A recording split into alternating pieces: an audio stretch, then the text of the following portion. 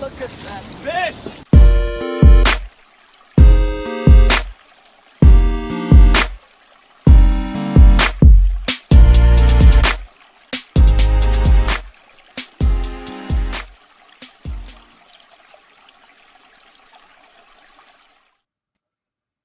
What is up? Welcome to the Smalley Talk podcast.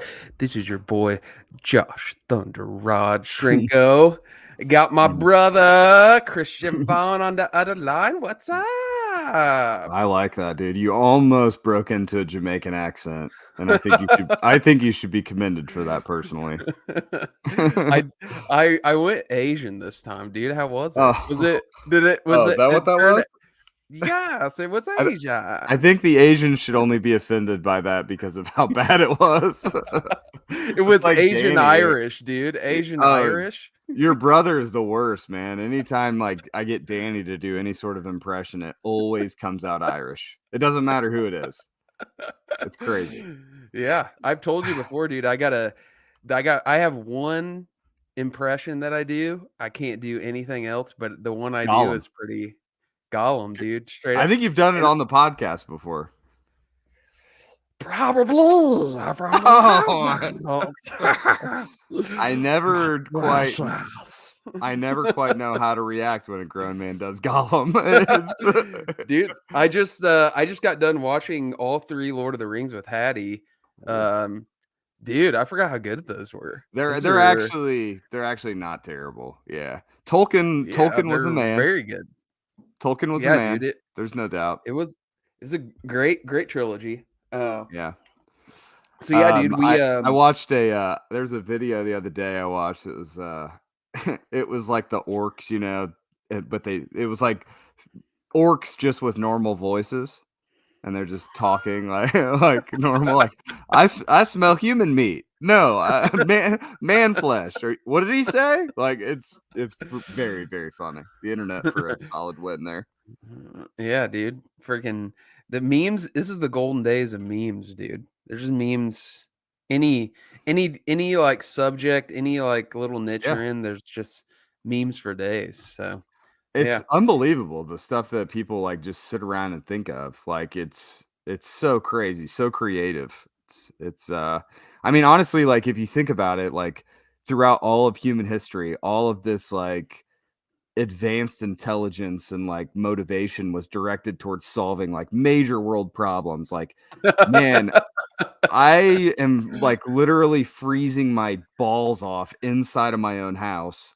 I'm gonna figure out a way to like, you know, not freeze in my own house. I'm gonna figure out a way so that my food doesn't spoil after like 5 days. I'm gonna figure out like all these major problems have been solved now, and people now are just like, I don't know, dude. I got to figure out a way to make orcs have normal human voices so that it's funny. It's wild, but that's what it is, dude. We're fine. Our brains are finely tuned instruments of problem solving that have just evolved over hundreds and hundreds and hundreds of thousands of years, and we've reached the point now where they're like, just making memes, dude. We're memeing. Well, we're memeing. We're the meme. Dude. Dude, I'm not mad about crazy. It. It's pretty sick, and people are like, "Oh, I can't even imagine bringing a child into this world." It's like, what? Are you kidding? This is the best time in human history. This is the best time. It's never been better. It's crazy. Yeah. Speaking of best times, dude. I will say it's not the best time for smallmouth fishing in Indiana. It's been pretty rough. Our rivers are, you know, and if you're tuning in, you aren't a regular listener. We're based out of central Indiana, which is, you know, it's the mecca of river smallmouth fishing. That's what it's commonly known as. Yeah, it's literally like the only place we can catch smallmouth are in rivers. And the last, I would say, 3 years, our rivers are, dude, by like the mid-July, dude, they're just dry as a bone. Like you could almost, like half the rivers we fish, dude, there's like, you could walk across half of them without even getting your feet wet. Like that's how like dry they are. So pretty crazy. But we we have a very packed schedule. So we haven't. This is what Chris and I went fishing last weekend. We'll talk about that a little bit, but we not much to talk about. We'll talk about. we'll just sort of mention that we did. How about that? Yeah, we had a meeting of the minds, and we sort of like said, hey, we need to start taking the podcast a little more seriously. So we're committing to doing scheduled shows rather than just like whenever our dicks feel like it. We're gonna actually like schedule them in advance. So we're gonna try to do 2 a month, and one of them, we'll do live. So this is the one we're doing. This is our OG episode, and then the other episode in the month we'll bring on interesting guests. And yeah, so we do have 2 guests tonight though, but they're sort of like gonna be pop-ins, gonna be like kind of smallmouth in the news guys. We have 2, I would call it iconic catches. Possibly one's a state record. Other one is a river record. So 8:30 and 8:40, we're gonna have 2 guys stopping by to do a little chit chat. So what'd you think about that, dude? Yeah, what'd you I think? mean, I just read an article about one of them, potentially a new New York record. It's crazy. I mean, I think that record just got broke last year, didn't it?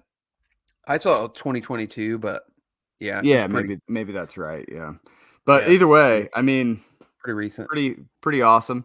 I was trying to recall like how many state record holders we've had on the podcast. I would say we definitely have had the Indiana guy. And Spencer, I think Spencer. I don't. Yeah, he's got like world not records. the state record, but yeah, he's got like line class records. Yeah, this guy's gonna be. I thought Joey said he had a state record as well, a state record catch and release. Smallmouth. I want to say it's a category of state record. He's not the Idaho state record holder, but I think he does have some form of state record. Yeah, I mean that's so between Joey, but this guy Dante, and then Kobe, we have 3 9+ smallmouth catches joining the pod, which is pretty crazy. It's rarefied air. It's like having Wilt Chamberlain, Kobe Bryant, and Kareem Abdul-Jabbar on the podcast. So I'll let them arm wrestle over who each one of them would represent. So and then Joe's fish, which we'll get into. Joe's actually going to come on the podcast. He's scheduled to come on October 8th at our next recording, and we're going to do a full episode with Joe because Joe's been a kind of a guy in the river smallmouth community that been a staple, and we want to get him on here to kind of share some of his knowledge. But he caught his personal best last weekend during a tournament. Both of these fish caught during a tournament, mind you. During a tournament, both of these things easily surpassed the 23-inch mark. But yeah, Joe's was 7, I think on the tournament scale, 7.3, 23.5-inch, Susquehanna smallmouth, which is the heaviest smallmouth that anybody's recorded on that river. So it's pretty nuts. BFE, dude, big fish energy coming in. We got some definite big fish energy going on. Sure. We need something to make up for our lack of big fish energy. We were talking. Sure. Yeah, we do. We were talking earlier about beer reviews. So we haven't gotten beers in a while, but we're opening it up. So yeah, we're opening up the beer review.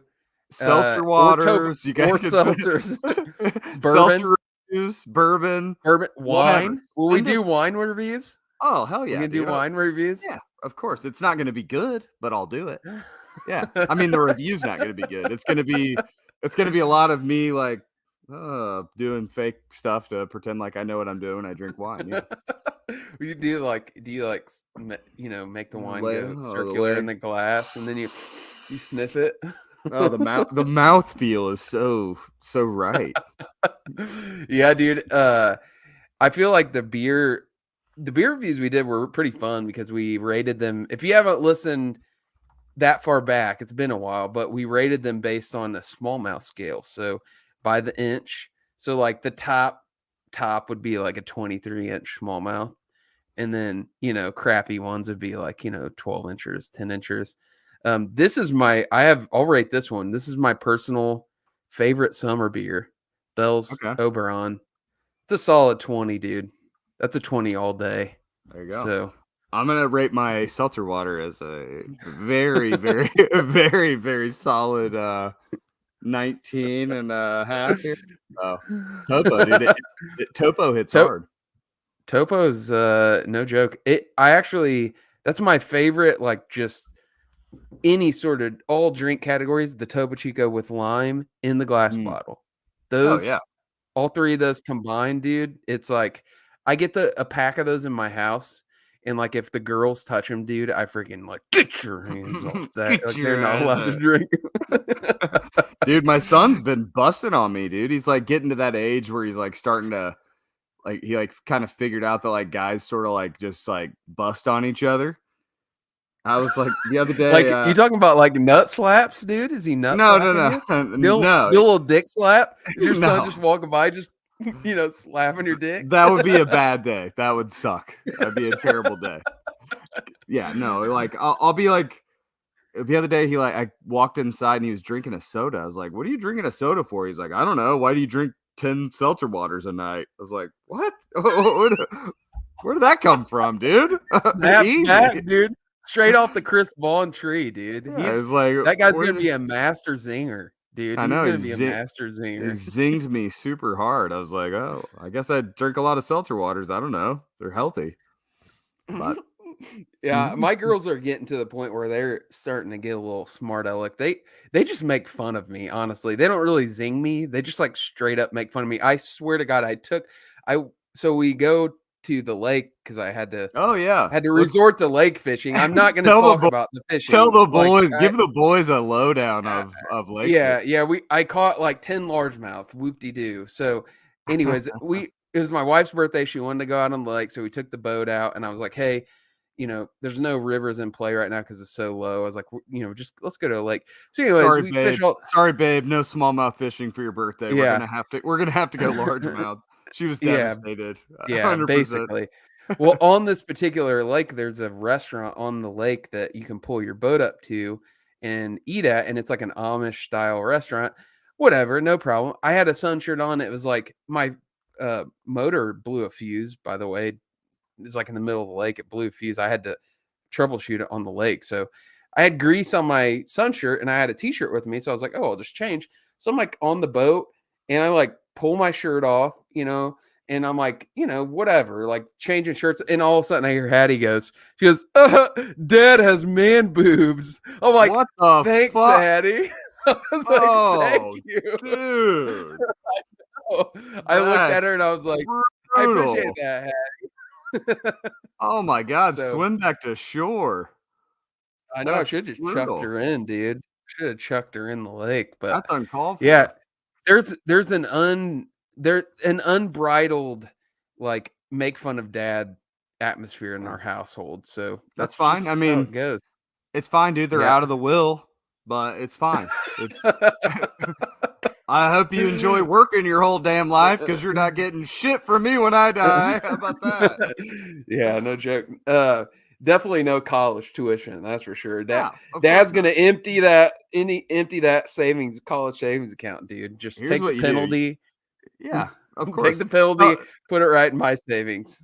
Here's what you do: you tell them throughout all of high school, I got you. Any school you get into, wherever you want to go. And then on their graduation day, say, okay, I emptied your 529 and I took it to the casino. I doubled up. And now we're paying our house off. And now we're paying our house off. Sorry. Good luck. Yeah, no joke. So lately, fishing wise, I know I did a podcast on the tournaments in Wisconsin. I'm not going to talk about that too much, other than that was probably the last like real like I felt like I was like, oh yeah, I have a chance to catch 20. Have you didn't you go out? Have you gone out since me and you went wading last weekend or weekend before No, last? I haven't. Damn, dude. Mm. So me and you went out. For sure, the highlight of the trip, dude, was running into another wet boy who recognized we were beaming on the river, dude. This guy comes around the corner and he's like, he goes, I hear like Chris going up and he's like, hey, and he's like, are you Chris? Chris is like, yeah. He's like, are you Chris from Smalley Talk? He's like, yeah.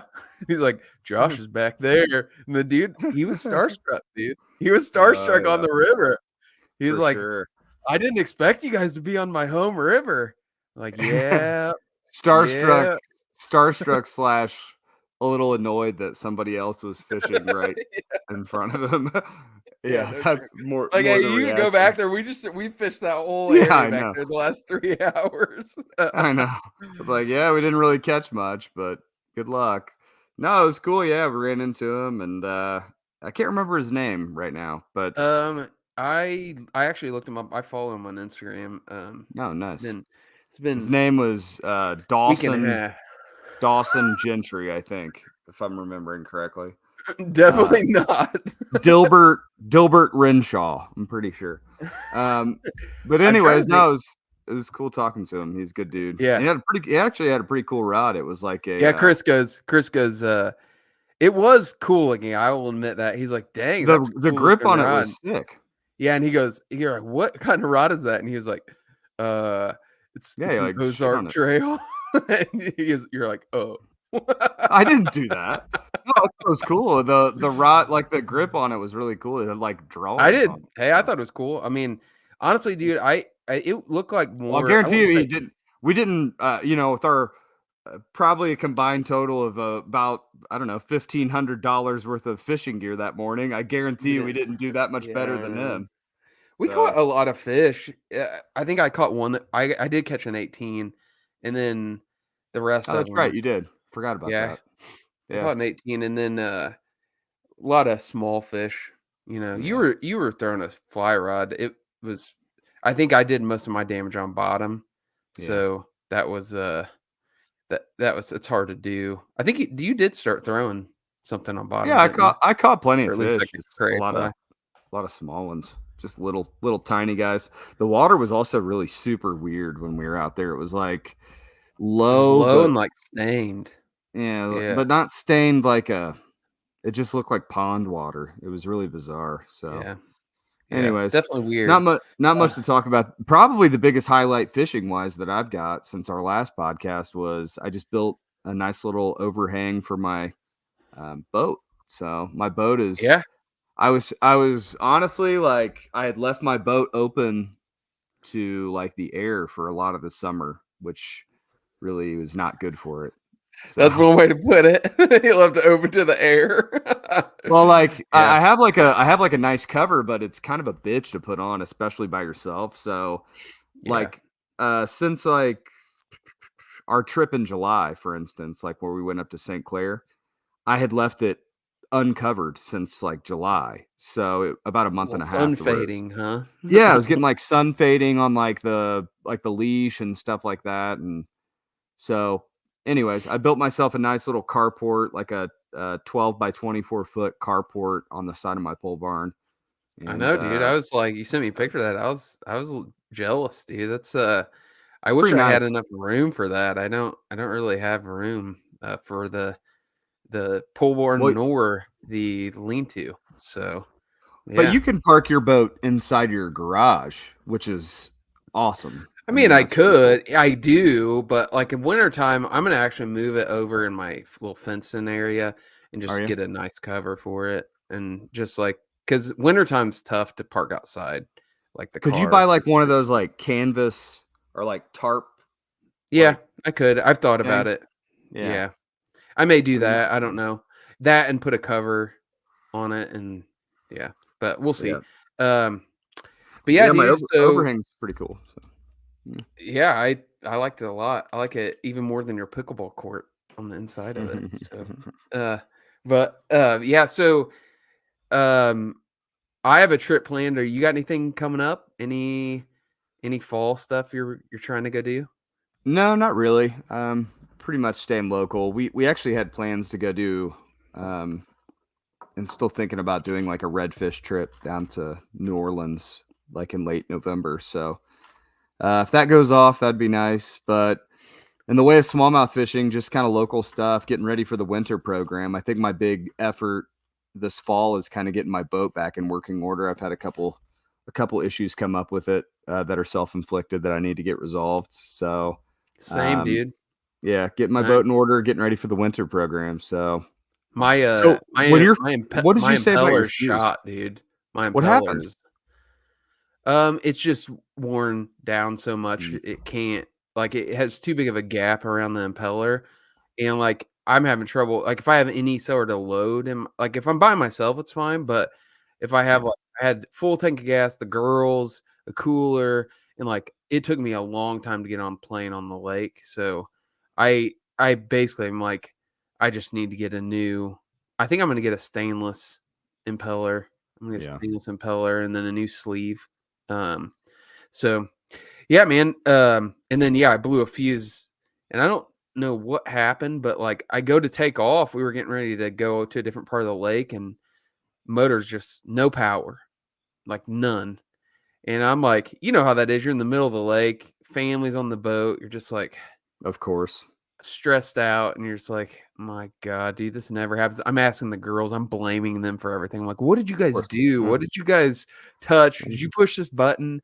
Which I still think that probably happened to some extent, You think but some buttons are getting tossed? Is that what you're I think thinking? I think somebody pushed some buttons that they shouldn't have, but it actually blew the fuse for my trim, and it killed the whole, like, ECM to the motor, Wow. and I was looking, luckily Yamaha, they put, a spare fuse on each of the, like, there's, like, 4 main fuses on your motor, and in each fuse next to it is a spare, so I was pulling them out one by one, and the trim fuse was burnt, and I took the spare out, flipped it, and immediately it came on, so, um, what I Nice. suspect is, like, somebody either accidentally, not thinking about it or whatever, was, like, pushing down on the trim when it was, like, already down. Like, they were, like, pressing it, and it was just, like, continuing to, like, try to force that motor down without having any room to go, and I think it must have just burnt the fuse up. So, Hmm. um, Well, mine and is my motor cover. Yeah, it's kind of, we covered that one on the podcast. golly, dude. It's been, I'm actually thinking about mounting that thing up on the wall in here as like a trophy, dude. It's a freaking war trophy. I see Um, this. Oh, go ahead. yeah, so I mean, it's been ordered, so we'll see when it comes in. I need to get that fixed up, and then um, I think I need to get the battery situation figured out on my rig. The But lithiums.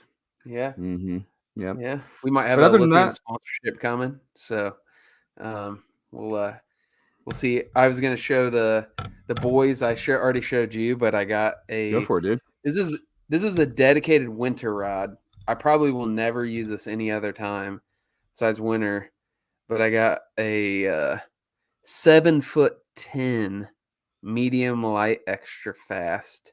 I can't This wait is to a get smacked right in the face with that thing out on the out on the winter program. I can't it's wait. it's a it's marketed as a hair jig rod. So Nice.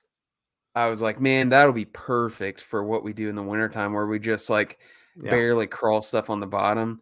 I also got a new another St. Croix that I think I'm cycling through some rods till I get a good mag draft rod, because the one that X Sprite I bought I don't like, too Really? too broom too broomstickish.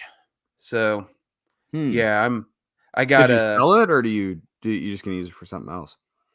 I still have it. I'm gonna try that with like more like traditional swim baits, like super heavy ones, because I actually Mm, was following Nicrelli's advice, because he has like all swim bait rods, and he's like, oh, get one that's rated for like 2.5 ounces, and the St. Croix one wasn't rated for that because I was gonna get it, and I was like, oh, I'll try this X Bride, and it's just for that mag dress isn't that heavy. It's like 1.25 ounces, I think, something like that. So mm. it's just too much rod for it. So this one is a little more got a little bit less stiffness to it. So yeah, we'll see what You're gonna become a big swim bait guy. Next thing, like you're gonna be skateboarding down the Monon Trail to hit spots on the river to like start swim bait fishing.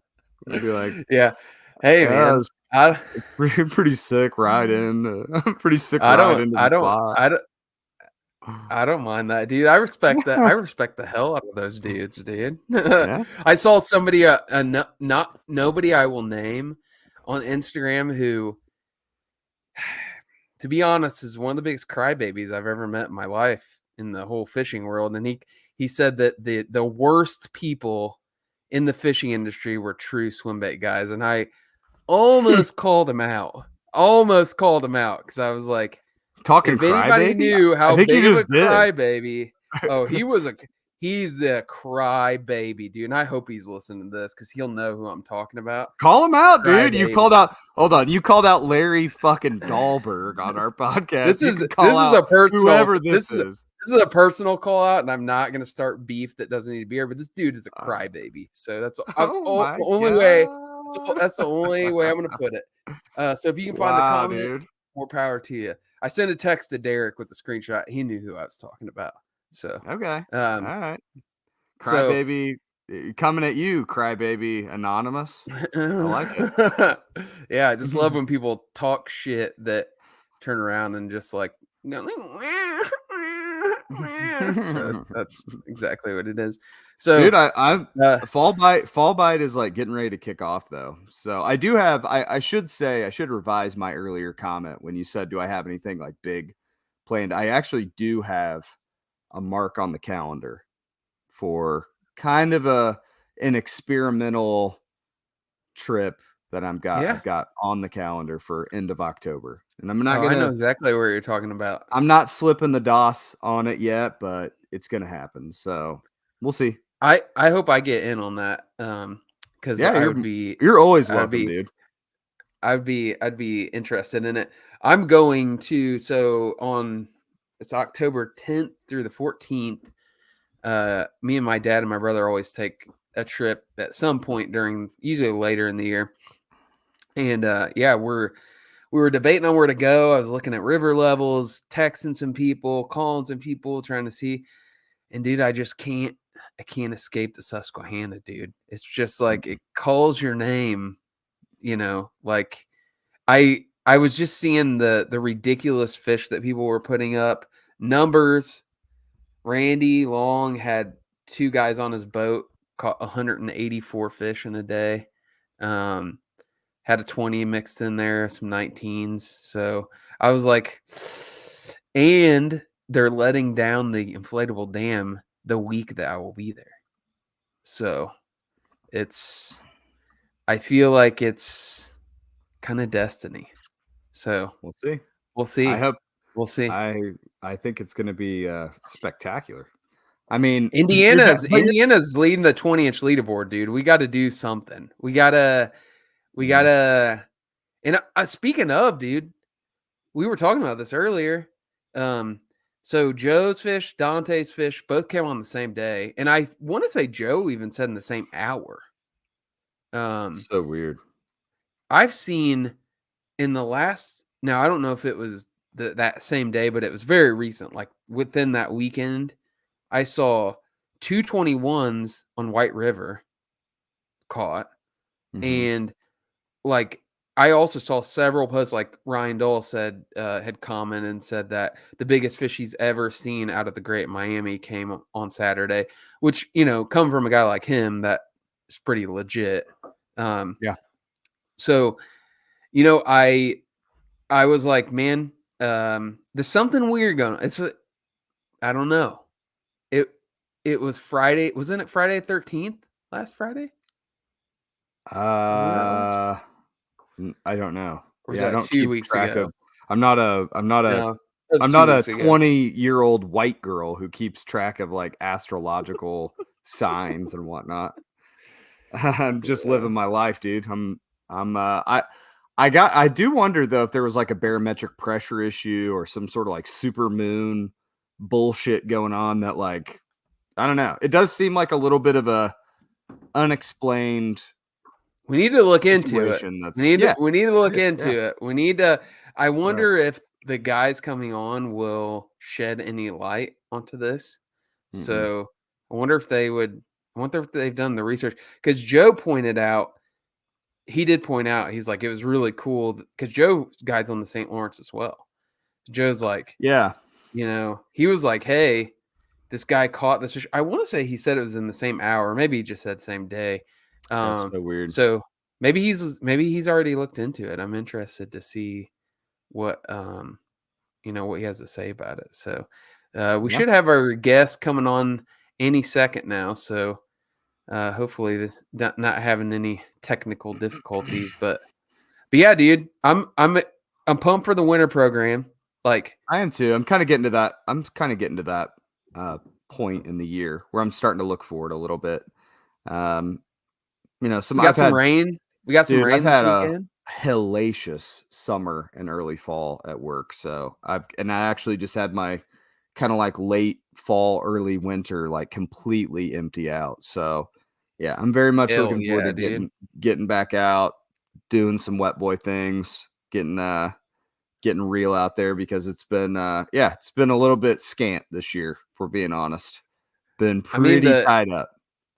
The winter thing, regardless of, I feel like in the wintertime you look forward to summer and spring, and then I will say this, in the springtime I don't look forward to winter.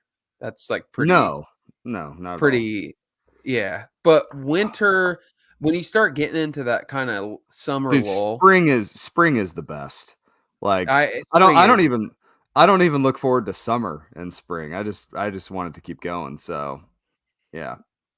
Pre-spawn, dude, you can't really top it. Like it's got to be like, especially there's usually this like point in time where I kind of drive through my neighborhood and like notice that like all the trees are starting to bloom. There's like color, and you're just like, dude, this is it. And the thing about spring too, that for us is a big difference maker, regardless of how the fishing is. It's when the rivers are fullest here, and that makes a huge difference. Like we can run our jets anywhere pretty much. So it's not there's no limitations, and it's like everything's new, everything's bright. Like it's the best time, dude. So when you guys go to the Susquehanna, is your plan to kind of take the kayak with the motor on it, or are you guys going to take the jet boat? What are you guys going to do? I think, judging from how low it is, we're going to take kayaks, and I'm going to bring one with the motor on it. And my dad has a motor. I have a motor. Danny is just going to have to fend for himself. I don't know how that's going to go, but I don't know what we'll end up doing. We probably will do some like point-to-point floats there, because it doesn't really matter on the Susquehanna. It's not like you go there and like, it's this little stream. You got to sneak up on stuff. You can go, all the way across the river and be on completely different type of stuff and not even hardly move. So, but yeah, looks like our guest is here, so we'll bring him on. And then I did ask him how to pronounce his name, so let's hope I don't butcher it with the. Let's hope you do. With the help. So let's hope you do butcher this last name. What's up?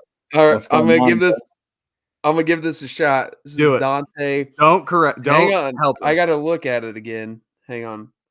Dante Perano. There you go. You got it. All yes, right. sir. Is that Italian? Yes, sir. Oh, Chris, I want to hear Chris's Italian version of this. I don't do that. Dude. I don't do that stuff. Okay. I don't. Perano. I don't want to. I don't do that stuff. But with a mustache like that, Josh, you could almost do any accent and get away with it. That is a mean stash. It's something. It's something. It's bound to get him locked up eventually. Yeah. Sure. Yeah. We have a running joke here where my wife compared me to Andy Reid. She said your mustache is looking like Andy Reid, so I had to trim her up a little bit. So everybody knows Andy Reid. He might be the greatest coach of all time. That's what I said, dude. And hating on it. And a prominent too. Prominent Oh, sex there you symbol go. too. Andy Reid's one of the most prominent sex symbols in the 21st century, so everybody knows that.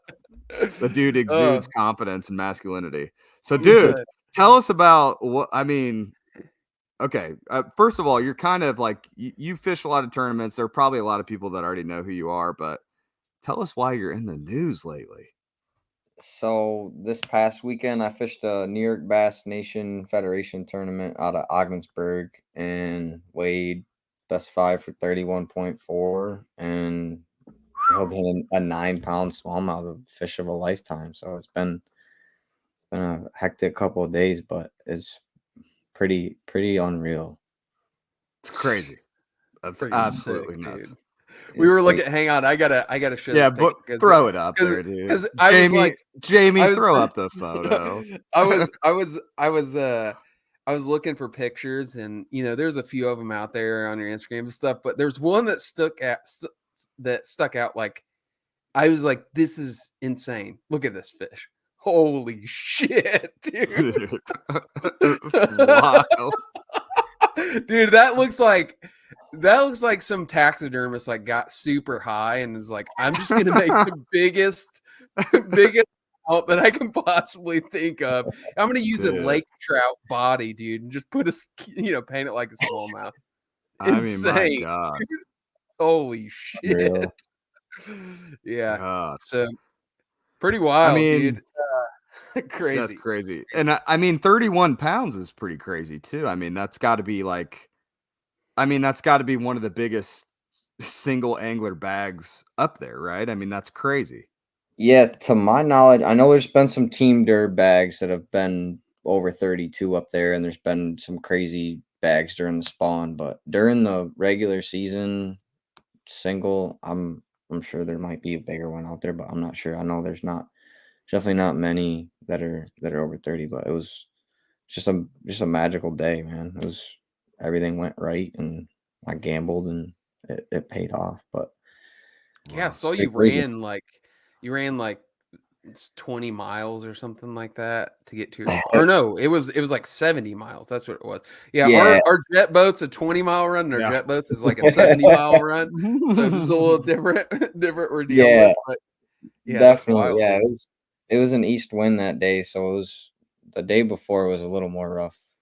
So it was, I think, close to 80 miles one way, and then got gas when I was done fishing, and then headed back to Ogdensburg. So it's not as far as the run from Messina, but I mean, it's only 30 minutes closer, I guess, to the mouth than Messina is. So it's still makes for a shorter day of fishing, and add in the factor of getting gas and making the run all the way back. So it always is another element whenever you're making a run of that distance.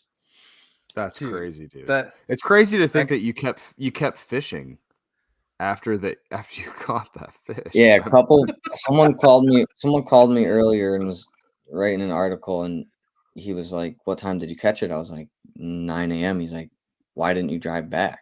I was like, "I had 2-pounders in the boat and that one giant." He's like, "You still didn't drive back?" I was like, "No, I mean the point it's like a kind of a points deal, and they take the top 6 guys for the state team, and I was in like 24th. So you had to get every ounce you could get, brother. Yeah, in order to make the state team, I was in like 24th. I needed to be in the top 6 after 3 tournaments, and that was the last one. So I wasn't up there at all. So I literally needed to weigh 30 pounds in order to make it. So it was made for a little stressful day. That's absolutely crazy, dude.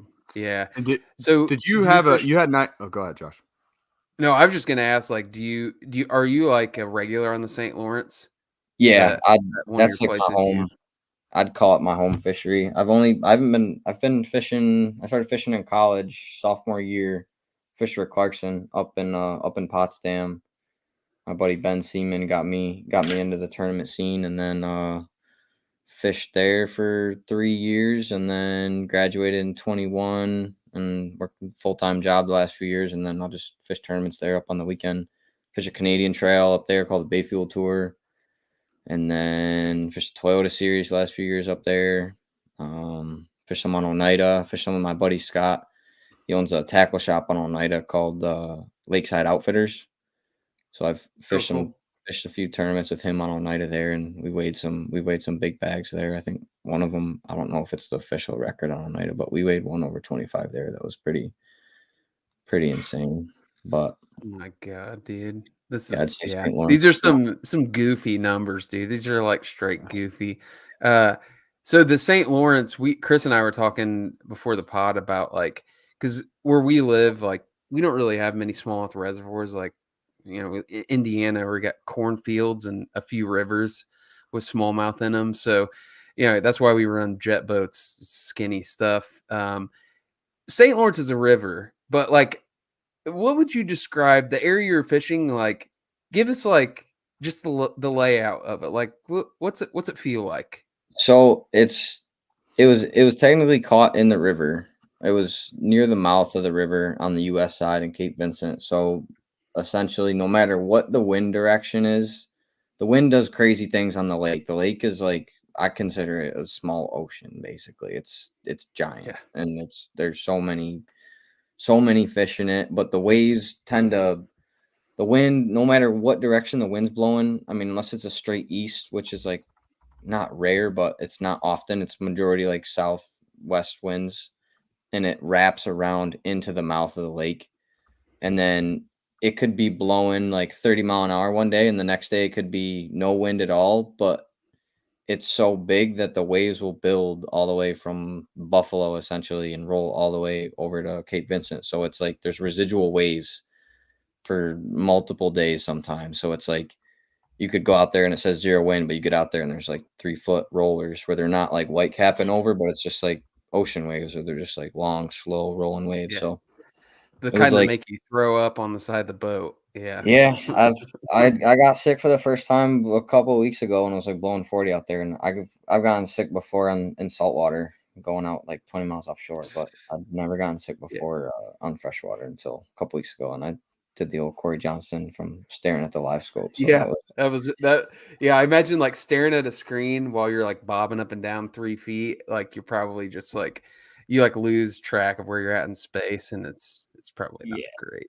Yeah, it's big out there. I mean, the biggest waves I saw were 2 or 3 weeks ago now, I think, and it was like you can't see over them. I mean, they were all 8 feet, 8 to 10. Like you're just like a seagull just bobbing over the waves, just in your boat, and you just feel like you're nothing out there compared to how big that water is. So it's like it's a river, but I mean, you get out there in the mouth, and it's just a whole different game. So So while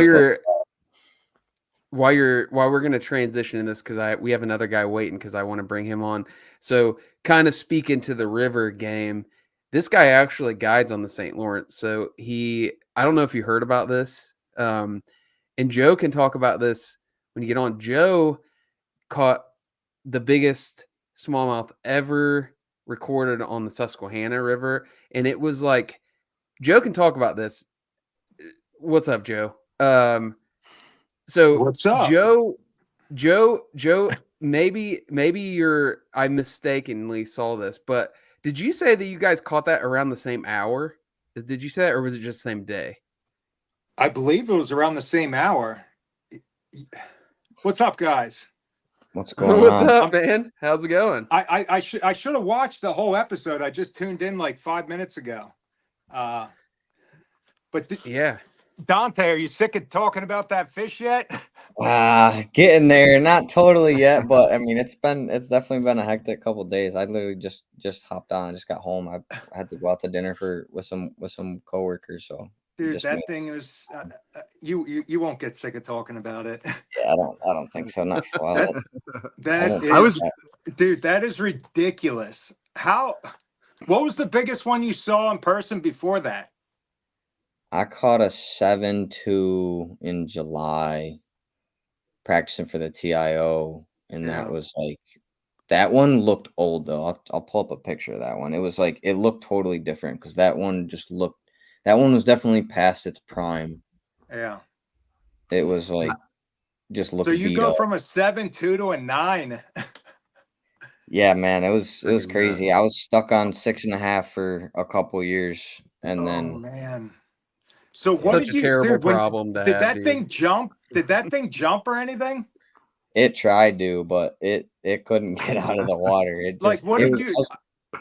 Did you already talk about all this? Are we going over this? No, Like, we haven't. We were waiting No. to kind of like, because I feel like did you you see guys. that thing come up onto the surface? Like, did you see it and realize how big it was? No, it was like curled up when it came up to the surface, and I was like kind of fighting it like behind the boat, and because I didn't have a co-angler that day, so I had to net it myself. So I just Oh was like my unstrapping God. the net, getting the net out, and then it was just peel and drag. It came up, came down, came up, came down. I just thought it was a 6-pounder, so I was just playing it. Like Oh letting my it into God. a And then you stick. got it in the net, and then you're like, oh my God, this thing might be bigger than 6. I got it in the net, and I was like, it's a 6. And then I go to lift the net in the boat with my left hand, and like I'm a righty, so I was like, not my dominant hand. I go to flip it in. I was like, it's got some weight to it. It's got to be 7. And then once Oh I my popped it in the boat God. and went to fizz it, and once I grabbed the needle and went to go fizz it, I was like, this thing's a giant. Oh my God. This was the 7. Like you can tell, this one just looks yeah. more beat up. It's got that Yeah. big Oh, scar. yeah. on Yeah. Yeah, but- most So- of those fish like that, like that are old, they Mhm. they look like they're just past any sort of spawning prime. Like it's like their last couple years in existence. And what's crazy Yeah. is like the one that Joe caught looked really pristine too from the pictures. Like it wasn't like super nasty looking from what I saw. I think Which I did I'm hear gonna about it last night on picture up. Travis's podcast. He was talking about. I think he hopped on for a second, but I didn't. They were arguing about something, but I didn't get the whole Dude, gist. Travis Yeah. is something else. Eric calls me, and I think he's just screwing around, and he's like, dude, you got to get on the podcast. Travis is trashing you right now. He's basically saying, he's calling you out, saying that fish isn't what you said it was. And I'm like, dude, it was weighed in a tournament. Like, he can't be serious. And he's like, I'm telling you, he's throwing a lot of shade your way. So I don't know. Dang, man. Little That thing's beef. got a big Got some mouth beef on it. going on. I mean, dude, this is Travis, though. Travis Manson. Do you guys know Travis? No. I know who he's a smallmouth Crush guy, right? Yeah, he's a character. Travis, if you watch his show, you kind of learn his character. You know what I mean? We're friends, we get along, and I think he probably was just kidding. I think Up I until don't the know. show, you got along. Yeah. No, I didn't go back and see what he said. Maybe I should have. I just never really got around to looking at it. But Travis is cool. He was chirping me saying the fish wasn't 7 pounds or whatever. But dude, that fish was ridiculous. Like I never Fish is saw giant. anything like thing that in doesn't person. even- I mean, that's why I'm asking you about yours, because dude, it's like when you see something like that, the one that I caught, at least, I think it was because of its length. Like, and when I set the hook on it, it came screaming up out of the water like 15 feet in front of the boat and did a backflip. And like, even a 19-inch fish, when they do that in front of you, they look huge. This thing came up and did it and went back in the water. And I had already lost a couple like key fish earlier that day. And I'm like, dude, this thing's gone. I'm not going to land this. And I was like, Tom, you get the net. Like, this is ridiculous. I've never seen anything like this in my life. This thing's freaking huge. It's like 8 pounds. It just, a 2-foot fish flipping out of the water in front of you. I mean, I don't know what to freaking think or say. And I mean, I fought it around for like, I don't know. It was like the longest 60 seconds of my life. It was so stressful because the water's crystal clear up there. I almost think it's clearer than the St. Lawrence. Like it is so gin freaking clear. You can see, so you see the fish fighting and you just see it digging and digging and digging. And you're like, oh my God, dude, how big is this thing? And I bring it up and it keeps going down. And finally we get it in the net. I'm like, there's no way this is happening right now. Like, there's no freaking way that this is happening. Because I mean, it was with the length and the height of the fish and like comparing it to like other, like a 20-inch fish, like you get used to like seeing something like that and thinking that's really big. And then you see something that's 24 inches and the same scale. I thought it was 8 pounds. I didn't know. This thing is ridiculous. And I mean, we weighed it then. I still like, I'm still all jazzed up about it. Awesome, man. That's I don't awesome. get sick. I mean, we weighed it and it was 719, which it's hard for me to wrap my head around that. Like, I had never seen a 6-pounder out of the Susquehanna prior to this. Like, that's really what I wanted to see. I wanted to see a 6-pounder in person. And you hear stories about guys catching them, and they post pictures every now and then, but I've never actually, and I know guys do catch them. They've been caught, they've been weighed in at tournaments, but I wanted to see one in person, you know what I mean? And to go from to see that fish was just ridiculous. Like, it's hard. I wish I would have kept it. I wish I had it in a tank back here that I could just, but we did. Those are the, go ahead, Chris. Oh, I was going to ask about, well, the 9-pounder, like this is potentially a New York State record. Like, because you weighed it in a tournament, I'm assuming that there's like a certified scale and like that's all kind of on the up and up. And like that's going to be like a verified state record and that kind of stuff, right?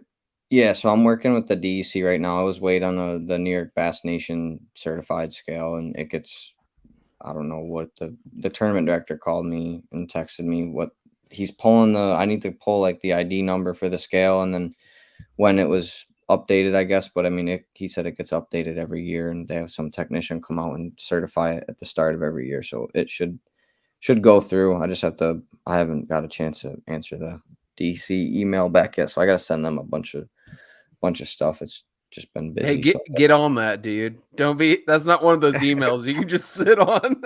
Yeah, I mean, dude, that's a record that could be around for quite a long time. I mean, geez, that's something else, dude. That's a moment that you'll never forget for sure. For sure. I mean, sure. Yeah. I feel like this is like there's something like, because smallmouth, obviously guys catch a lot of big ones, but like these, like, kind of upper and fishing, I would even include Joe's in there, because Joe, a 7-pounder on the Susquehanna is like a 9-pounder in the Great Lakes. Like it's Probably like a different. 10-pounder on the Great Lakes, right? Isn't that just so unheard of? It's a different, because those fish are on a treadmill, like those fish are in, at certain times, when those fish are doing kind of the summer thing, like you could potentially catch that fish in a foot of water. It's like on the St. Lawrence, that's not probably gonna happen unless they're spawning. It's a pretty rare event. Like they go fairly deep most of the time. So dude, where I caught that fish, then the bags that win there, like a big bag there is like 15 pounds. Like you're trying to catch 3-pounders all day. Like that's, if you see a 3-pounder, it's great. We're like just combing through 12-inchers. That fish, that's just the last place I would have guessed a fish like that would show up. It didn't make any sense. It was. I definitely wouldn't have thought it came off the West Branch. I thought for sure that fish would come out of this main stem if I was like a betting man. But so the thing about that system is those fish migrate around. Yeah. That fish, who knows how old it is, but it could have, who knows where it came from. They do migrate around, and there are really big fish in the West Branch, but they are hard as heck to catch. It's like a mini St. Lawrence. It's really, it is a cool place, but I mean, it just doesn't, 5-6 years ago, probably even longer, there was a lot more like 5-pound class fish, I think. I mean, and they still get them. I think maybe the tournament pressure up there, I don't know. There's still big fish, but there's not quite as many of them. It's a cool place to fish though. The West Branch has big ones for sure. It does have big ones, but you could go there and get your butt kicked and think there was nothing there at all. It's just really hard to fish because the water's so clear. Yeah, and it's not, the main stem is catch and release, and then the West Branch, you can keep fish, which is why they have the live well tournaments up there. So that's another reason. Like I feel like the main stem, it does get more pressure, especially kayaks. Like there's obviously more like overall pressure on the main stem, but you can't keep anything. You got to put them back. That's why half their faces are ripped off from whopper ploppers and stuff. But yeah. I mean, there's got to be big ones out here on the main stem though too. So the next, there was another fish that was caught in 81 by a guy actually, and it was caught in Duncannon. And that one was about the same size. It was, and he held state record with it. It was 7'1", 23 inches long. He has the original skin mount of it. So, I mean, I don't know it. Yeah. That's crazy. People skin mount this fish. I mean, dude, he I caught it. He caught it on a giant creek chub too. It was in April. Well, that explains the skin mount. Yeah, he's a cool guy though. I actually know him. I've taken him out on guided trips already. His name's Russell Fuller. He held state record with that fish for a number of years. It's a pretty cool thing. It just, caught locally, but nothing has been caught like that since. I mean, you hear stories, but there's just never any like evidence of it. I mean, it's crazy, man. I did want to talk about this too, Dante. So I saw a post that somebody, I think it was actually the Serious Angler guys that posted this about your story of, and you can correct me if I'm wrong, but basically you take the fish back to get weighed in the tournament, which is crazy. Not only were both of these fish caught on the same day, they were also caught both during a tournament. It's nuts, like crazy. You take it in, you get it weighed, obviously, for the tournament, and then you were advised to actually kill the fish, like to put it on ice and, to ensure that the state record would hold, to put on ice. And you opted to release it, which is fucking cool as hell that you did that. Is that story sound about right? Yeah, they didn't technically advise me to kill it, but they basically said if you want. So I weighed the fish, and then I really wasn't even thinking about the record. I didn't even really know what it was. I knew someone caught a giant on Cayuga previously, but I didn't know what it was. And then we weighed it, and it was 9 even. And a couple guys are like, call the DEC. So a few guys got on the phone, and multiple guys were calling them and trying to get someone to come out, a DEC officer to come out and certify it. And DEC said no one can come out today. They're like, no one's working, or they just said no one's coming out today. So you have to put it on ice. I was like, what do you mean put it on ice? Like put it in a bucket and let it swim around in ice? And they're like, no, like you have to kill it and then we'll be there tomorrow. I was like, well, I'm not going to do that. So I'm going to let it go. Dude, that's kind of pathetic on their end. Yeah, I don't really know how it all works, but it didn't really make much sense. But I still think that we're going to get it certified. So, but it didn't really make a whole lot of sense. But I mean, it is big news. Like you'd think that they'd show a little bit of effort, and you know what I mean. What's the big deal? They were at home. You'd think that somebody would just want to go. They couldn't get out there for a state record. Dude, you would think somebody would just want to get out and see it, right? Yeah. Yeah, that's great. That is kind of. I mean, if they don't certify that record over that, that's pretty. Yeah, there's a video. Pretty bad press. There's a video of it getting weighed, and I got plenty of pictures and plenty of witnesses that were there. So I think it'll still go through. I just, like I said, I gotta email them back and get on that. Yeah, that's pretty cool though, dude. I mean, that's so cool. You'll get it. I mean, I appreciate it. Yeah, you'll get it. Yo, I've heard you're quite the man down in the Susquehanna. One of my buddies actually fishes down there a lot. His name's Nate Liscombe, and I went to school with him actually up at Clarkson.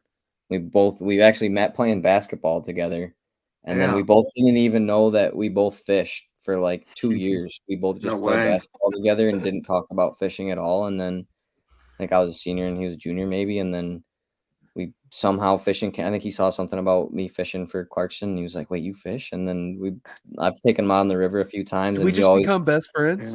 Yeah, it was like a little Step Brothers moment. But he fishes the Susquehanna a lot, and he's from PA, but I've never been there.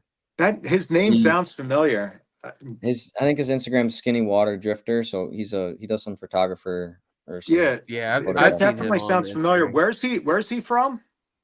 Somewhere in PA. I'll ask him. I think he's up north, isn't he?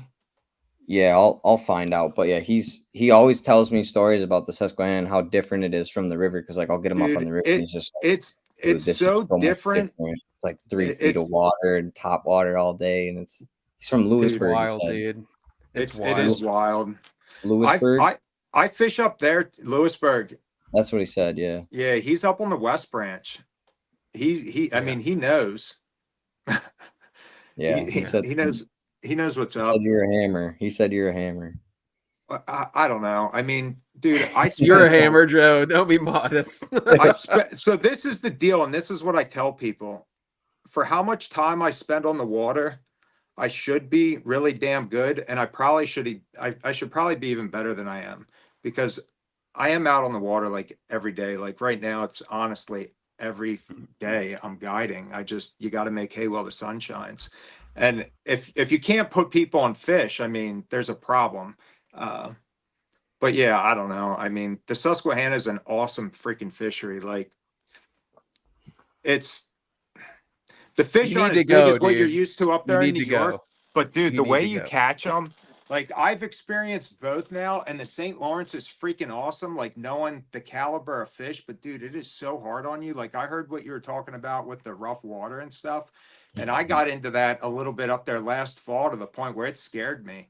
I mean, Oh yeah. I don't know how bad it got for you, but dude, I thought I was gonna die. Like I was out there staring at my scope and in my jet boat in like 3-footers, which that's not really that bad. But when you're in a flat bottom jet boat staring at a screen, chasing a fish, and all of a sudden things start to go sideways, dude, I mean, and it started blowing harder and harder. I didn't think I was going to make it back to the ramp, and then I did finally make it back to the ramp, and I didn't think I was going to make it home, dude. Like I couldn't even drive. I was so messed up from it. Like watching that video of Corey Johnson, he is one tough son of a bitch, man. I don't know Yeah. how he lost it like that and freaking barfed and then just stood back up and kept fishing, because when it hit me, it wiped me out. Like, Yeah. That's a perfect, like the footage of Corey out there is like the perfect.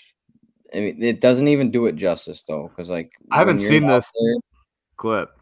it's Oh, crazy. Yeah, he's. Like, I mean, he's dude, literally like bobbing up he and is down, like in like one tough 4-footers, son like of a bitch, man. going up I and mean, down, and he stops and just blows chunks all over like leans over, just gets right back up and just keeps fishing, dude. It was dude, I crazy. don't know how he did that. He is one tough son of a bitch.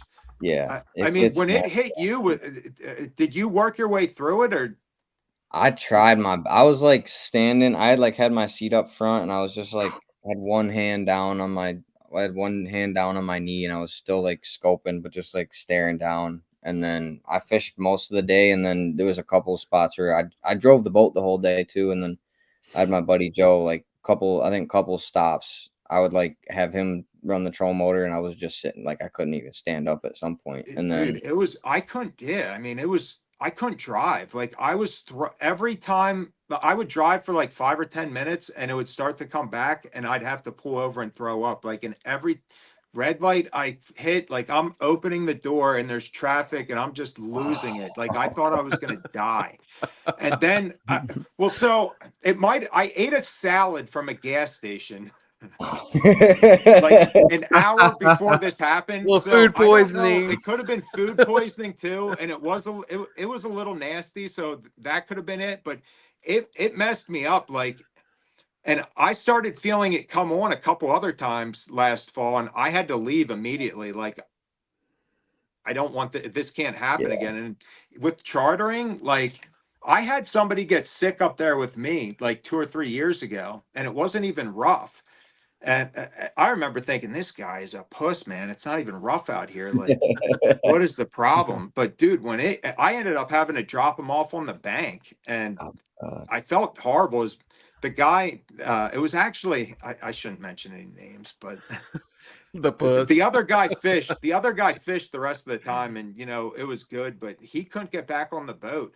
But then it hit me, and it messes you up. Like, and Yeah. if it would, like, if I would have guys out there, and it's staring at that damn scope that does it to you. I mean, really, it is. Like when you're staring at that thing and you're bobbing up and down, especially in that flat bottom boat, dude, it gets nasty. Like, 100%. If you can't see land and you're out in the middle bobbing, I had similar little eating story before the night, but I didn't eat anything the day before. And then at like 9:30 at night, I ate 4 pieces of pizza and then went to bed. I was like, I'll be full, so I won't have to eat tomorrow. If I just eat 4 pieces of pizza right now, like then I won't be Oh hungry. my God.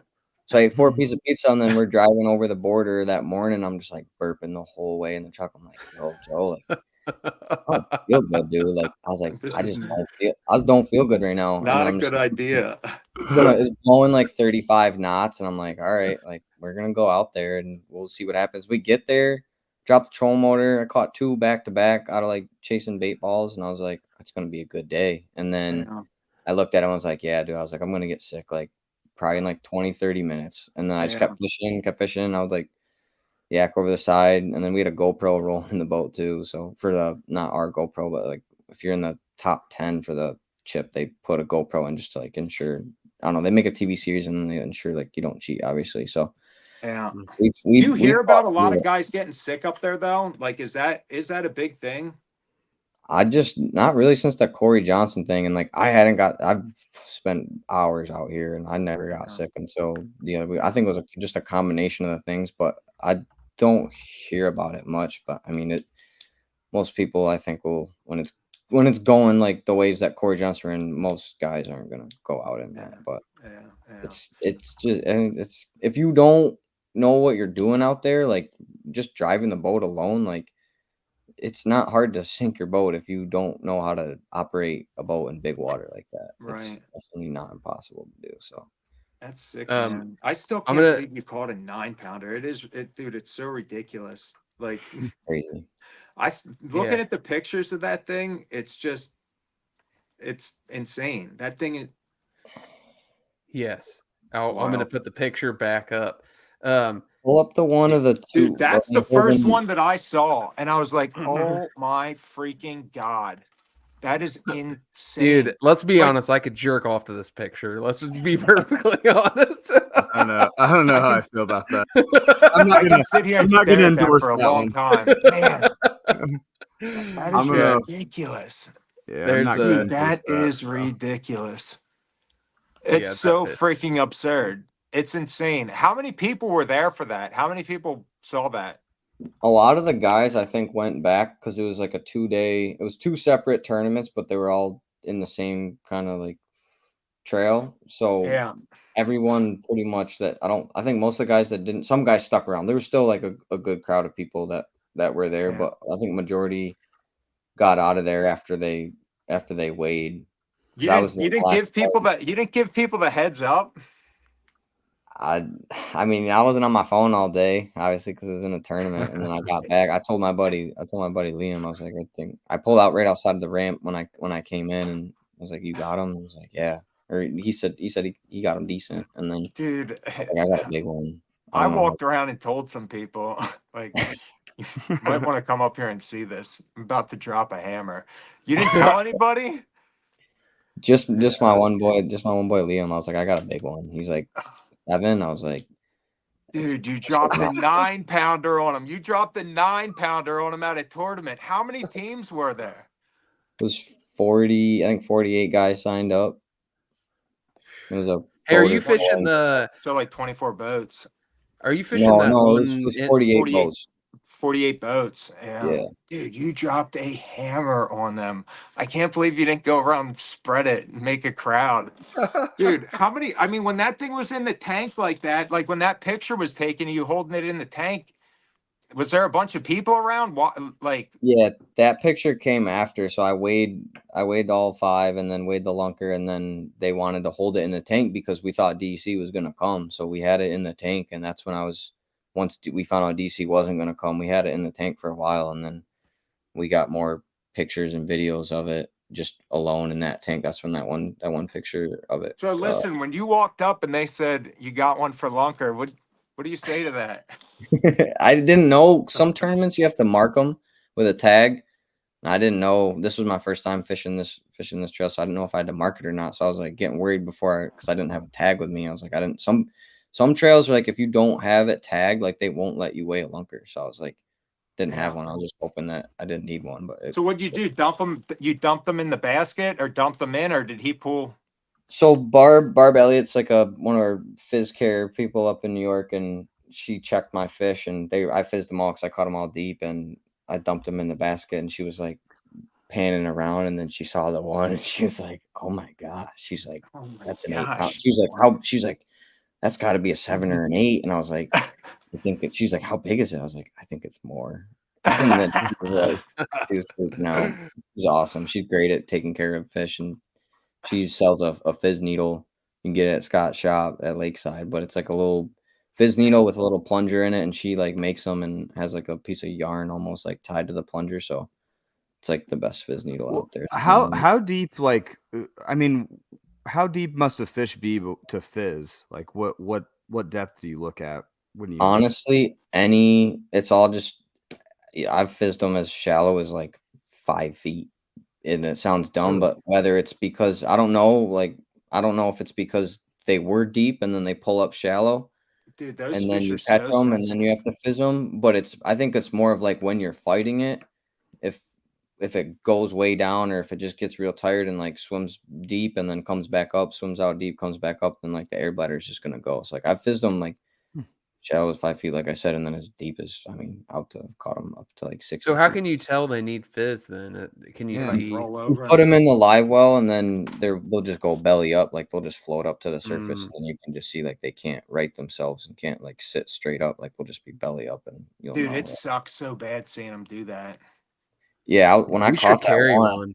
I fizzed it right away, and I was like, I was like, I gotta keep this thing alive. So I made sure I fizzed it good, and I put it in the well, and it straightened right out. I was like, Do you think that messes them up? fizzing them, Yeah. I guess if you fizzing do them, it right. fizzing them saves them. I think if you poke it too many times, you don't fizz it right. I think they could get stressed getting pricked that many times. But if you don't Yeah. fizz them, it messes them up worse because they're literally sitting Yeah, there they're upside well, down. yeah. They're like sitting upside down, and it's like they can't do anything. Like I if you try guess, to, yeah, I guess I understand it. The question in my head always was, yeah, if you don't fizz it, you know it's gonna die because it's not gonna be able to swim down. But is fizzing it just like fixing it temporarily, and then you're popping its swim bladder? So what happens when it swims back down? Is it gonna freaking start bubbling out the side of it, or you know what I no, mean? yeah, I mean, I'm not a total expert on it, but I mean, I've caught plenty of them and fizzed them, and they swim back Yeah, down. I'm sure that they yeah, live, but I know like one thing, you go under the scale and then prick it, and it's such a small hole, and then if you don't like try to take the scale out, so if you just go under the scale and then prick it, like the scale most of the time right, will just right, cover up where yeah, you fizzed it, but yeah. totally No, I fine. have it's good I that have got seen some scientific articles on fizzing, and I think it's like a consensus in the scientific community. Like the biologists, they recommend doing it. I mean, I don't ever run into that. Probably in the wintertime, I wouldn't. yeah, I Yeah, feel like we I've haven't. never fizzed one. So, yeah. but I mean, we fish in shallow rivers, so Right. Yeah, you don't have to fizz them down here. I mean, I never had to fizz fish until I went up there, and I do it, and I think I do it right, and the fish swims back down. But I always wondered, is There's that a fish going to be all thing right?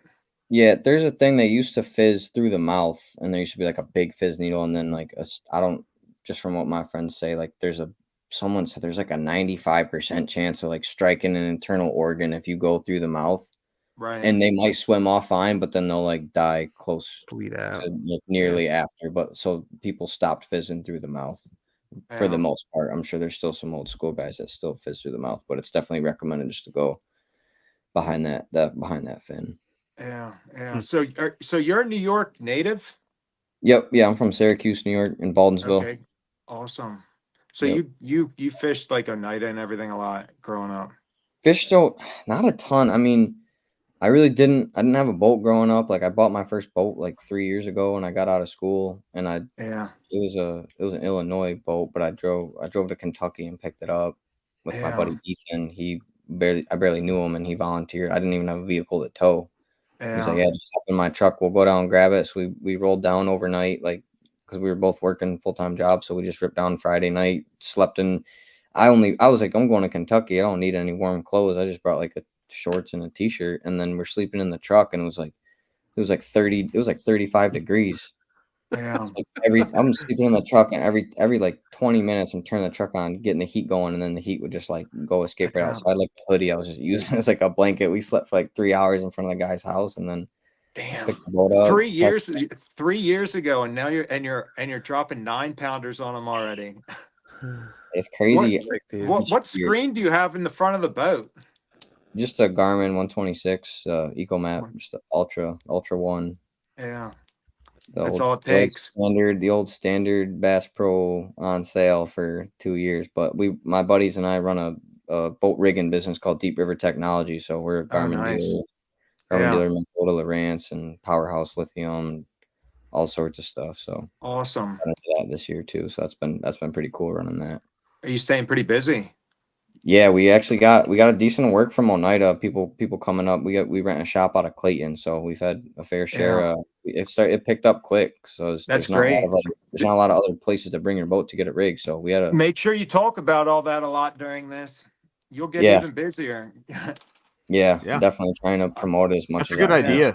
Yeah. I mean, that's a super good idea. And there are lots of people who want to get into that, and they just don't really know how to. I mean, that's a niche right there, big time. If you're good and you know what you're doing, you do good work, and you understand the electronics and everything like that, and you can get guys set up.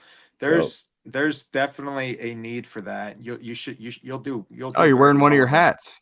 That's one of your hats there. DRT. That's a cool name too. That's a neat, especially given the fact that the St. Lawrence is right there. So you said you graduated what year? 2021. So you're young. Yeah, I'm 25. A young buck. I just turned 25 in May. That's awesome, just man. Getting my feet wet into it still. I mean, my grandfather got me into fishing at a young age, but I mean, we just dragged for walleye deep in like 70 feet. I never really started bass fishing until sophomore year, like I said. Have you fished for the muskies at all up there on the St. Lawrence?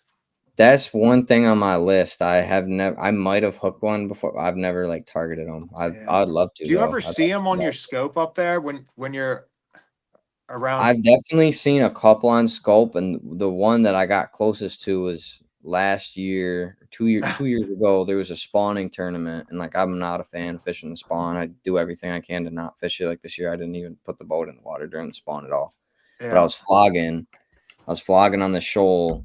And it's like a known musky area. And I'm just like, I was laying down on my stomach for like 2 hours with my hand on the trolling motor pedal, just like on 10, just flying through water. I'm just looking down through the cone, and a muskie just swam, didn't look at the cone. It just swam right under the lens. And I about fell in. Like, was it one of those super tank? Was it a super tanker? Yeah, it was all a 50. I mean, I don't even know what super tanker is up there, because there's just giants, but like it was the biggest ones in the world. The biggest ones in the world are right there where you're at, but they're so hard to access. And I don't think there's near as many of them as there used to be. I mean, you've seen those ones in Thousand Islands Tackle Shop, haven't you? Yeah. Dude, those are ridiculous. Like those are the biggest muskies in the world, and they're up there. Yeah, it's crazy. It's nuts. Like I caught a bass last year from like 40 feet that came up, and it spit out like a tiny baby muskie. It could have been a pike, but I'm pretty sure it was a muskie, and it was like was a baby. Though. At least they're reproducing. It's crazy. It's just like that whole ecosystem. Like those people say how like fierce smallmouth are, but it's like it's eat or be eaten. Like they're muskie are out to get them. Like it's just there's muskies up there. You can be fighting. There's muskies up there that you'll have like a 5-pounder on, like a big fish that you're excited to get a hold of, and those things will come up and T-bone a 5-pounder beside the boat, and that's what I was getting at. Yeah, and dude, make it disappear, like, and it's gone, and you're like, dude, what the hell just happened? How are those things in here? How is the shark, fish that dude? It's ridiculous. I don't think there's as many of them as there used to be, but there is some freaking super the bass up there exciting, but I think the muskies up there in that Thousand Island stretch intrigue me more than anything, because there are like legit 60 inchers with like 30-inch girth, like 60-pounders. I'd love to try to target them someday. I just got dude. As you're up there fishing, listen. As you're up there fishing for bass and you see those things, you're smart enough, make a mental note, because they'll probably hang around there and you can go back. Yeah. And if you go back in the fall, you probably will be able to catch them, but they are few and far between. And then as you start to find them, and if you understand the way the river works and the way that the fish are relating to stuff because of whatever the structure, then you can start to pattern them, and Yeah. it might start. It may consume you. Yeah, for sure. We rigged someone's boat, a big musky guide up there. I'm blanking on his name. I could look it up, but yeah, there's one of my cousin's husband. He musky. He got kind of got out of it recently, but he used to musky fish hard, and it's like Yeah. it's a whole different game. But I'd definitely love to get my hands on one of them giants because they're Yeah, I mean, you a whole got the New York State record smallmouth now, and I mean, dude, as you're up there freaking, fishing for bass and scoping around, mark them things. I mean, do you see sure. a lot of sturgeon there? I fished. There was a couple Canadian tournaments below the dam in Cornwall. Yeah, yeah, And there's more sturgeon there, like you wouldn't yeah, I believe, like know. So they jumping out of the mentioned, water, like dolphins, just like school, like they're not schooling, but they all jump out of the water like crazy. My buddy yeah. actually caught both tournaments we fished out of there. He hooked one on a Ned rig by accident, and like we didn't. Yeah. We might have a video of it, but we didn't like obviously get it in the boat or Took him anything. for a ride. Dude, when I go up there and Dude. guide, they mentioned that I guide up there on the St. Lawrence. That's where I guide out of, is below that dam. Yeah, I'm sure you've seen your fair share of Dude, them down there. They're sturgeon, dude, insane. it's insane how many are there. There's Yeah, wads of those things where there's hundreds of them, and they're super yeah, tanker. Like, crazy. They'll it's tow your funny. boat Guys go around. up there, dude. Guys go up there trying to catch the muskies up there, and they end up chasing those damn sturgeon around. Like, we'll be fishing for bass or whatever, and the muskie guys will be out. They'll be out like in the middle of a bay or whatever, and I know that there's sturgeon in there because I probably fell for the same thing. I fell for it too. But they'll Right. just be casting and casting and casting at those sturgeon because they look the same on the scope. And that's why Sure. I wondered if you saw them up there closer to the mouth. I never noticed them there, but yeah, below that dam there are so many of them. Yeah. What do you think of that stretch down there? It's different, dude. It's It's hard. like It's tough, isn't it? it's tough. I found like bass wise, like there's a lot of small fish. Like there's definitely giant smallmouth too. Like spring and the fall, like it shows out for sure. And the guys we fish against, there's a handful that are from there, and they crush them. I think definitely some guys fish shallow, some guys fish deep, but I Yeah. figured out a little deal there. Last year we caught them decent. This year we caught a few big ones, but like it's without a few days there. Like I just rolled up this year. I didn't practice at all. I just showed up and just went to dragon. But the amount of current through it's just different from Messina to Clayton. Like that whole Dude, I stretch. heard what you were talking about with Polly's gut last night. That Yeah, that depth is is insane. sketchy. Dude, that thing there, I've never seen anything like that. That Mm-mm. thing is like it rips like 11 miles an hour through there. And it's probably, dude, I bet it's 250,000 cubic feet per second of water that's going through it. And All it's day, just freaking soaring. dude.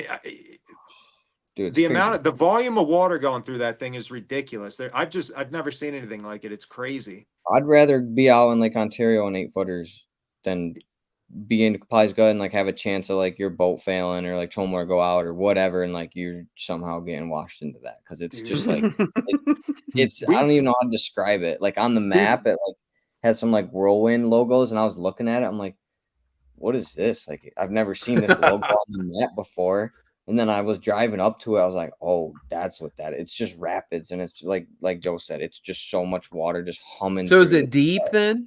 dude, Is it's it like 40 feet deep and I don't know, 400 yards wide.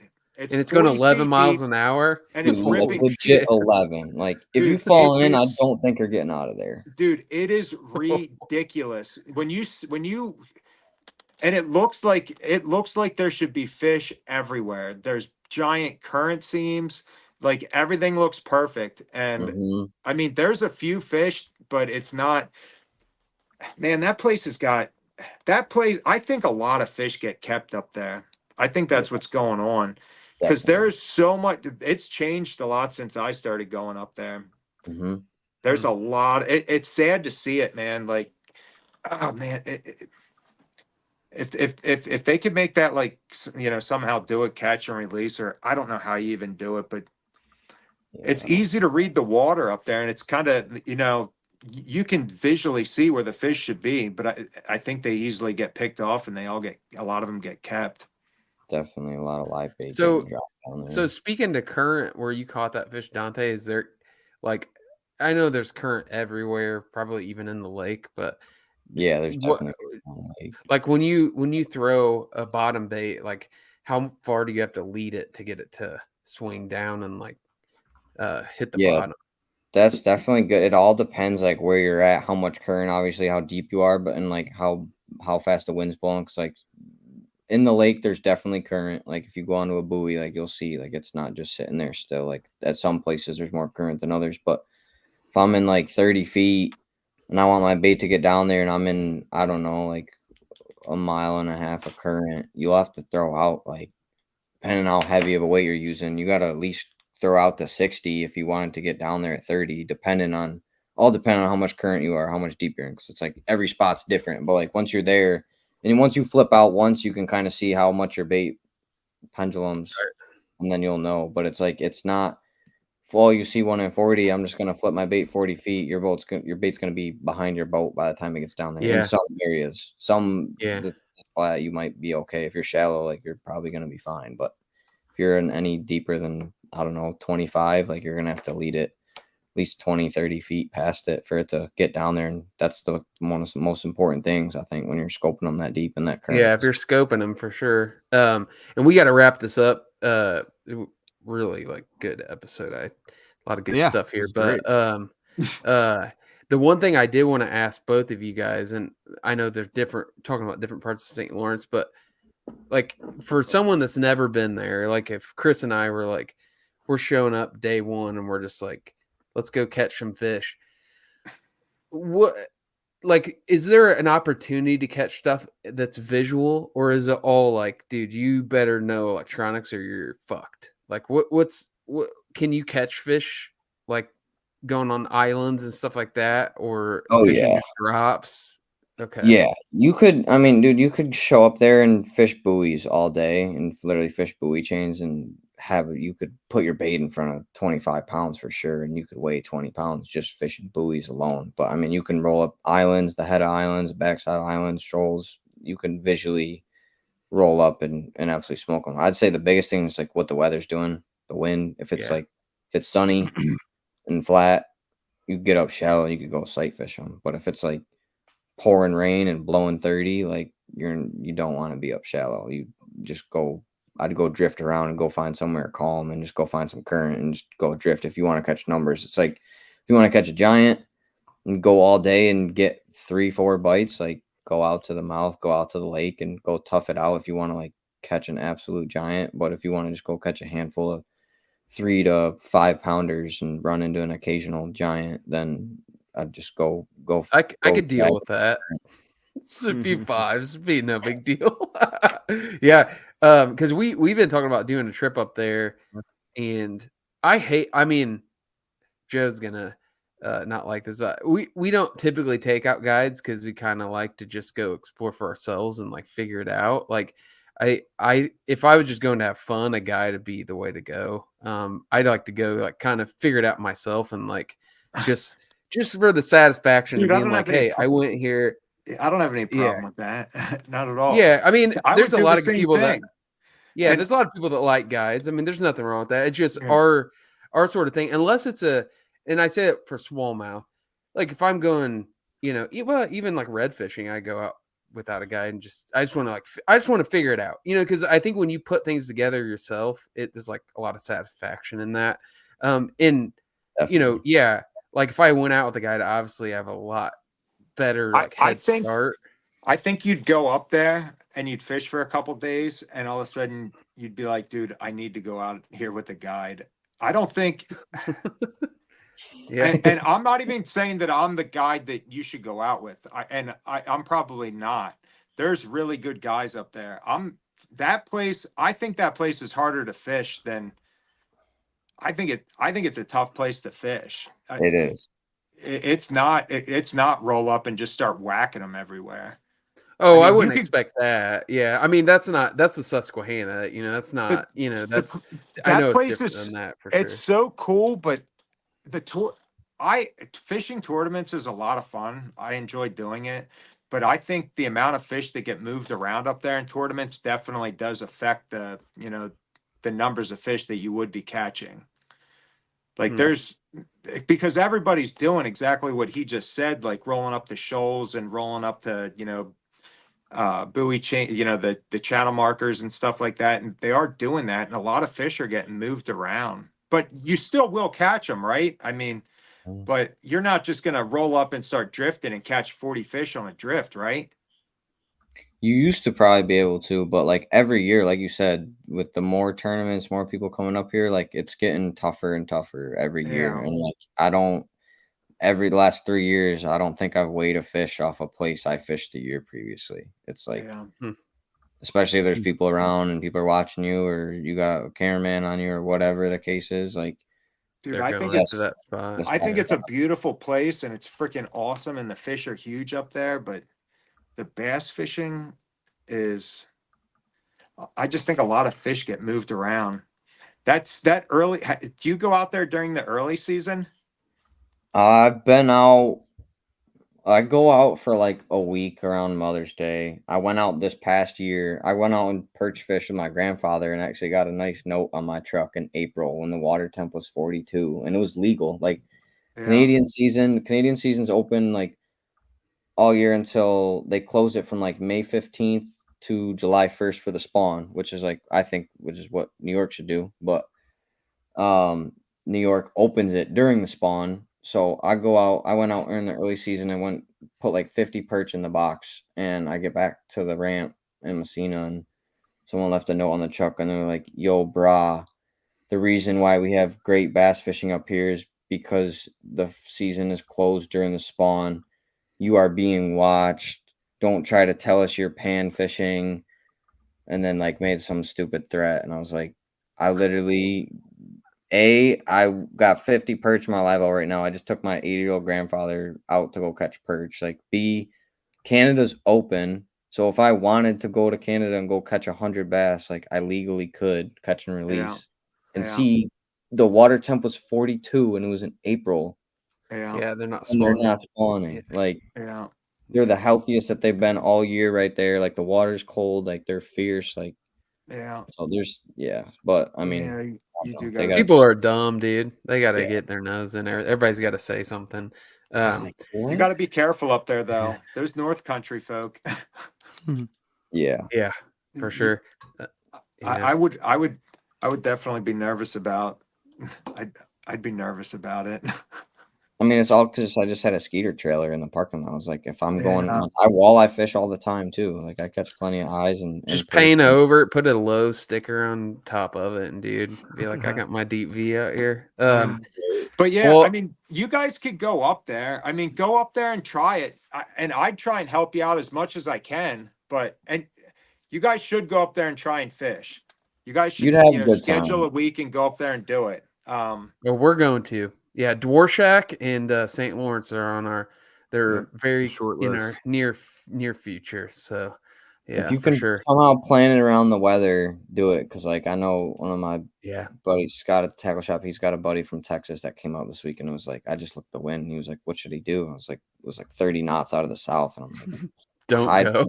hide from that wind. I mean, just go in the river. You're not going to be going out in the middle of the lake in that. So, what if you boat would you can, guys take up? I don't know. We were actually talking about getting because we both have jets. Chris is talking about maybe getting a lake boat. So because we're only 4 hours from St. Clair too, so it's a Yeah, place we really want yeah. to start going more. So Yeah, that's what a lake boat would be great up there. That's yeah, for sure. Well, I think we're gonna cut it just because Yep. we're at like over an hour and a half. But appreciate both of you guys Great coming episode. on. Yes, thank you Yeah, guys. that's congratulations to both of you. Honestly, like both caught, Yep. fish that honestly don't just like it's not just like, oh, I caught my personal best. These are fish that they will create legends for a long time. both of you guys will. These pictures that you've taken this past weekend will be passed around for a long time, and people will talk about these fish. So, we can. I mean, dude, freaking amazing! Like, pretty cool. Yep. Pretty cool. Thanks, Pretty guys. cool. I really Yeah. appreciate Appreciate it. you guys coming on. Thank It you is very pretty- much. Yeah, congratulations, man. That is you're gonna hold on to that one for a while. Thanks, man. I I say appreciate that, it. Congrats to dude. you, man. Yeah, I say that, but at the same time, that place, dude, Erie cranked out a 10. There's a 10. Like, pound you out don't know. That place is so big, and you have no idea how big a fish could be in that place. There could be, right? I mean, Gotta be a 10 out there. there's got to be 10s or 11s or, dude. Well, when you guys catch him, see- when you catch him, we'll have to have you on again. So, But dude, a Yeah. 9 is ridiculous, and I couldn't imagine seeing that thing in person. I mean, that Especially as young as you are, I don't dude. mean to That's take away from that at all, but like, yeah. No, I wait appreciate until it, you man. see when you guys go up there. Wait until you see how big it is, and then your mind starts. I wandering. have no doubt that it's going to be mind blowing. And I did want to mention too, both of these fish surpassed the 23-inch mark, which is kind of our thing. 20 Quest for 23. We started that, and I'm going to make sure both you guys get a hat, so you guys can support some Quest for 23 thanks, man. stuff. So I'd love Sure. to, man. Thank you. So Sure. yeah, Good we deal. appreciate you guys coming on, and Yeah. every time we have a guest on, we have a sign off. You guys say "Free the Fighter," which I think you will both understand what that means. So if we could get a "Free the Fighter" from both of you, we'd appreciate it. So Free the give it fighter. "Free the Fighter." Awesome, Free the Joe. fighter. You What got are it, you baby. saying? Free the fighter, baby. Free the fighter. Free the fighter. Yes, sir. Free the All fighter. right. Free All the right, take fighter. it easy, guys. Thanks, All right, guys. yeah, All right, have a good thanks night. for having us, man. See ya. Appreciate it. Yeah. Have a good Yeah. one. Congratulations on that fish, dude. Congrats It's to you, awesome. man. Appreciate Yeah. it. Have a good one, guys. All right, Later, guys. Later. Dude. Nice talking to you both.